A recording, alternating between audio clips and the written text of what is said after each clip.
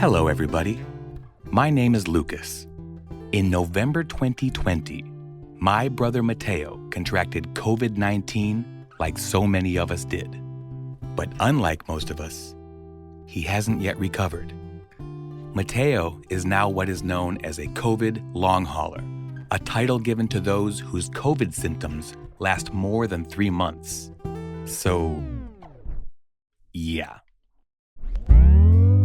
In all this time, he's been documenting his ups, downs, victories, and setbacks through journals, medical records, and love letters to you, the listener. And if he's come to one conclusion, it is that COVID is stupid.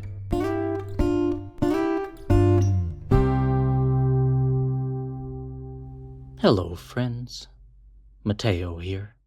Throughout the summer of 2025, I invited people to my house to have conversations about life, long COVID, and anything else that came up. These are people who knew me before and stuck with me since. People who have been a tangible part of my recovery story. And for each of them, I'm asking the same 3 questions. How did you find out I was sick? What can you tell me about some of those first times you saw me? And when people later asked, "How's Mateo?" what did you tell them? Today, I'm talking with someone who I've known since 1991. We've been roommates, we've been in each other's weddings, we've been in each other's lives for a good long time now. His family has always made a place for me at their table, and I love them all very much, especially this fella right here. I'd like to introduce you to my friend Matt.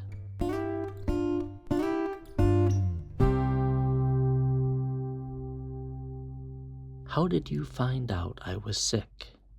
So we've been friends for a long time now, but we haven't always been close and staying in touch. I don't think that's normally either of our prominent skill sets. Nothing wrong with that. We're adults. We got lives. We seem to have children and things. And so the way I found out about it, embarrassingly enough, was through Facebook.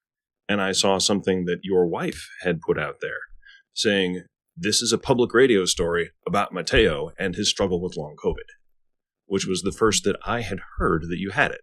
I had no idea this was going on with Mateo. I had better reach out and see if there is anything I can do. Because even if we hadn't talked for a few months, you are part of my family. And this is always one of the hard things about any sort of long-term or chronic condition or anything that just makes people uncomfortable to see. It's sad and depressing and disappointing, the number of people who will just decide that they don't have space for that in their lives. I mean, we're all going to make our choices, but I was not going to turn my back on you. Good heavens, even if there's nothing useful I could do, you needed to know that I was there. And here I am. Here you are. What can you tell me about some of those first times you saw me? This is an excellent question because I spent a lot of 2021, 2022 in kind of a mental fugue state. But I have the good fortune of being married to somebody who not only is wonderful, but who has actually known you technically a little longer than I have. And what she said was, we currently live in a proper house like real adults, but before we lived in this weird duplex that got built into the side of a hill.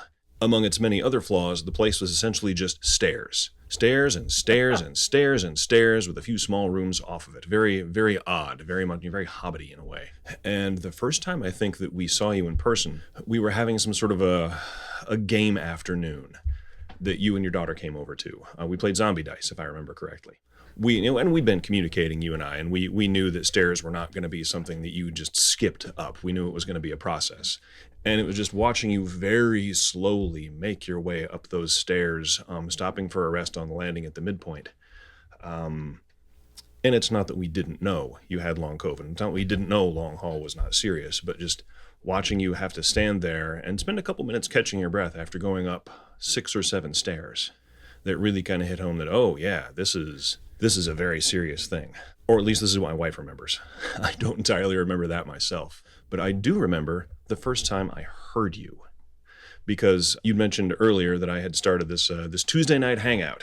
We all had laptops, we all had Zoom. So I had set up just a regular Tuesday night Zoom session for anybody who knew me and or who just wanted human contact, since so many of us were hunkered down in our homes.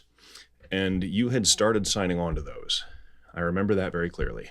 But I remember the first time you spoke, like just hearing you. And again, we've known each other since 1991. We had 20 years of friendship at this point.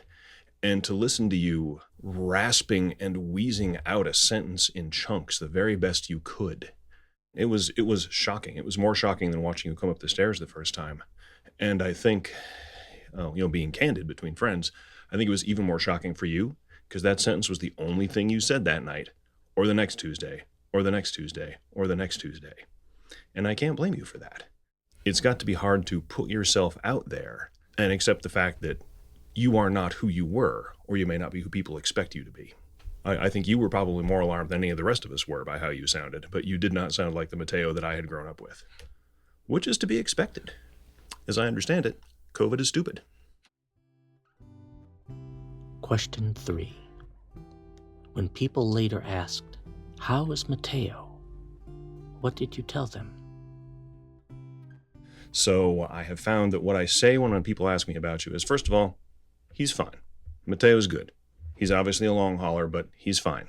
Because when people ask how you're doing, what they're usually thinking of is physically, how is this person doing? You are not your best self at the moment. You are absolutely the best self you can be, and you have made huge strides in the past few years. My goodness. But yeah, you are still walking with a cane. You still have, spasm issues and that kind of thing. You have some symptoms that are hard to contain or control or predict. And that's what people think they're asking about. Physically, how is Mateo doing? But mentally, and this is the other thing I say, he's still Mateo. You have not, as a person, appreciably changed. And if you have, it hasn't been for the worse. You are exactly who you always have been, just a little slower.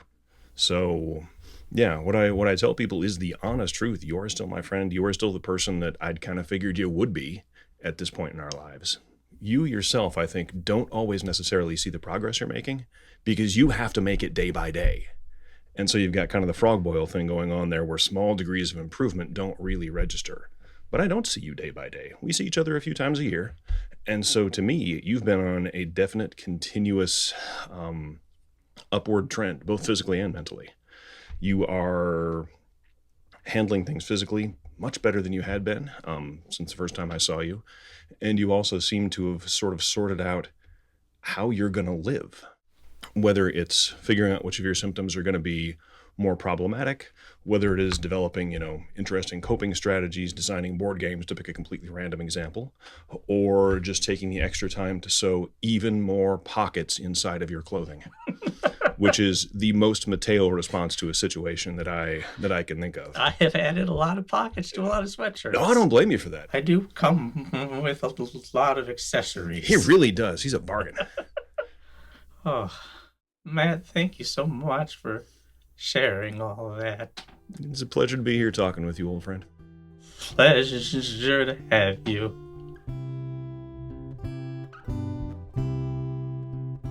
What a voice for radio, huh? Thank you, Matt. That was really nice. A little different. A whole other approach to finding and sharing some depth and some levity. And from such a close friend. I really look forward to more of these, and there will be more. Maybe you found something in this as well. Hearing some of those questions posed to a loved one, or maybe it's inspired you to do the same. To peel back the curtain and hear how your journey was first seen by some of those who were there. If you want to share anything you learned through those conversations, we'd love to hear it. Email us at covidisstupid2020@gmail.com. And that's stupid with 2 O's, not a U. And of course, we're on YouTube, Apple Podcasts, Instagram, Facebook, anywhere you go to find your digital friends. Just look for COVID is Stupid and that big old floof of hair atop Mateo's head.